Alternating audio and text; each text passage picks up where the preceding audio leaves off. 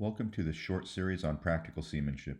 This series is meant for the volunteer crew of the Reedville Fishermen's Museum historic vessel Claude W. Summers. I'm Captain Tom Briggs, and today we're covering the multitude of running rigging on the boat.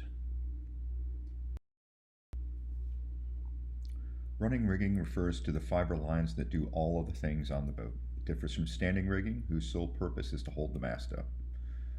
Lines versus rope. They're the same thing, but on a boat we call it line. On land you call it a rope. Halyards raise the sails vertically and sheets trim the sail horizontally. All the lines on the port side of the boat are for the jib.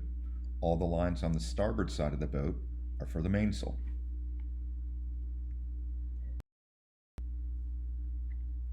The red arrow is pointing at the jib halyard coiled and hung on a cleat on the port side of the mast. The green arrow is pointing at the main halyard, coiled and hung from a cleat on the starboard side of the mast. The jib is self-tending, meaning that the sheet goes back and forth on a metal traveler via a block. Attached to the sail via a club, the sheet passes through a block and tackle on the deck, then aloft before being made off to a cleat on deck. In order to bring the sail down, we cast off the halyard and then pull on the downhaul, which goes through a block at the end of the bowsprit, then up to the head of the sail.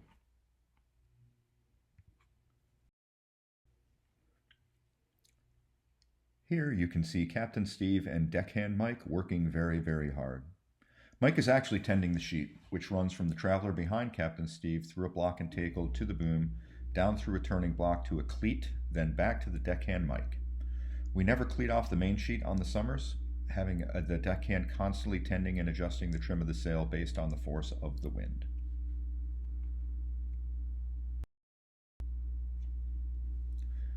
The topping lift extends from the masthead down to the end of the boom. Its job is to keep the end of the boom from dropping on deck when the sail isn't holding it up. The red arrow is the topping lift.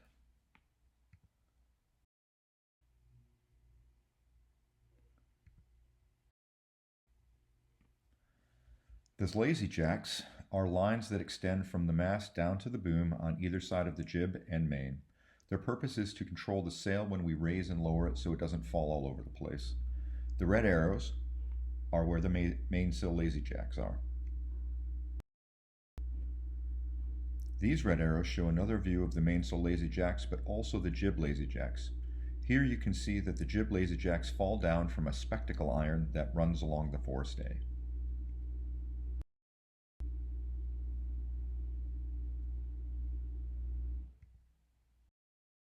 There are reefing lines at the forward end of the boom and at the after end of the boom. At the after end, they go through a kringle or hole in the leech of the sail, see the red arrow, and through a turning block to be tied to a cleat on the boom. When both ends are hauled tight to the boom, the sail area is reduced. The Claude W. Summers has 3 reefs in it and can be tied down to reduce the sail. The reef nettles, indicated in green, are the small lines in the sail that hang down on either side and that can be tied off under the sail to keep it under control when the reef lines are tied down. Here you see Captain Steve and Deckhand Mike working very hard again. Also you can see the aftermost reefing line, the first reef, hauled down to the boom, going through the turning block and made off to the cleat.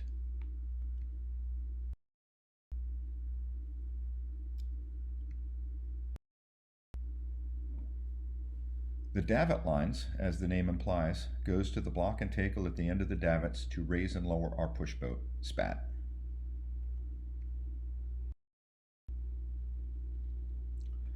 The boom lift gets the jaws of the boom off the table, making raising the sail easier because we're not trying to lift the weight of the wooden spar.